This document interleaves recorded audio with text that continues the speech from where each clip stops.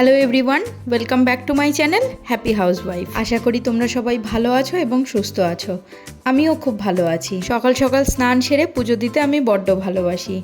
আজকে রবিবার, সকালটা দেরিতে শুরু হলেও বেশি বেলা কিন্তু এখনও হয়নি। ঘড়িতে বাজে 9:30। পুজো দিয়ে উঠে চলে এসেছি রান্নাঘরে। ব্রেকফাস্টে বানাচ্ছি ডিম পাউরুটি। ঝটপট তৈরিও হয়ে যায় আর খেতেও বেশ লাগে। মাঝে মধ্যে ঘুরিয়ে ফিরিয়ে ব্রেকফাস্টে আমি এটা ওটা বানাই। সবার চা খাওয়া আগেই হয়ে গেছে, আর এখন আমি শুধুমাত্র আমার জন্য 1 কাপ চা নিয়ে আর 2টো টোস্ট নিয়ে বসে পড়লাম খেতে। মুরগির মাংস রান্না করব, আর তার জন্য পেঁয়াজ, আদা, রসুন সব কিছু কেটে কুটে গুছিয়ে রেডি করে নিয়েছি। ওইদিকে ভাত ফুটছে আর এদিকে আমি মাংসটাকে কষিয়ে নিচ্ছি। অন্যান্য রান্নাগুলো আমি আগেই সেরে নিয়েছি। আর আজকে আমি রান্না করেছি গাটি কচু, আলু, চিংড়ি মাছ দিয়ে তরকারি। ওইদিকে রয়েছে কুমড়ো শাক, আর এখানে মুরগির ঝোল। ব্যাস।